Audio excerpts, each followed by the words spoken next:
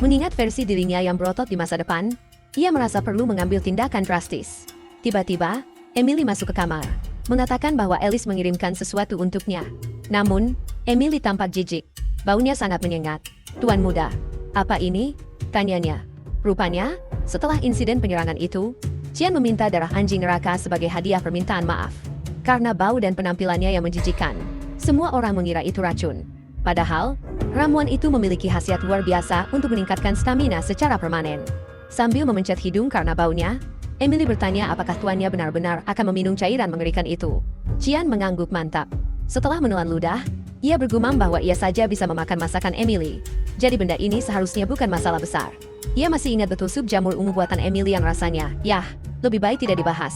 Ia menenggak ramuan itu dalam sekali teguk dan membanting cangkirnya ke meja. "Lezat," serunya dengan aura mengintimidasi. Emily, yang ingin tahu apa yang terjadi, menoleh dan melihat mata tuannya memerah.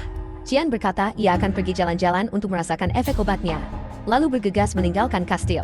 Sambil berdiri di sebuah tanah lapang, ia bergumam bahwa sudah lama ia ingin datang ke sini, tempatnya menyendiri dulu. Di kehidupan sebelumnya, sebuah wahyu dari Dewa Cahaya turun kepada Ashel, saudaranya, tentang sebuah kuil kuno di lokasi ini. Qian merasa sedikit skeptis saat itu.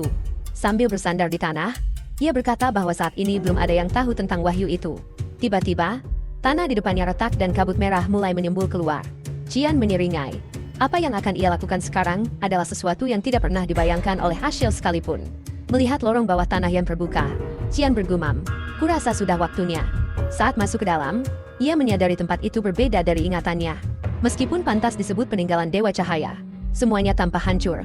Mungkin sisa-sisa perang suci 300 tahun yang lalu. Qian berpikir, tempat seperti ini memang hampir tidak masuk akal. Di atas altar, ia melihat sebilah pedang berkilauan dan langsung mengenalinya. Pada tahun 999 kalender kekaisaran, manusia akhirnya berhasil mengusir iblis dari kerajaan Velhas. Saat itulah mereka menemukan artefak yang disebut harta karun dewa. Salah satunya adalah pedang suci Drandar, yang memimpin umat manusia dalam perang melawan iblis.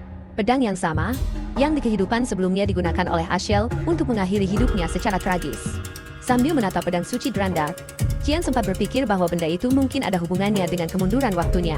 Ia menyentuhnya dengan ragu, namun kemudian menundukkan kepala dan mencibir. Tahu bahwa tidak akan ada keajaiban yang terjadi.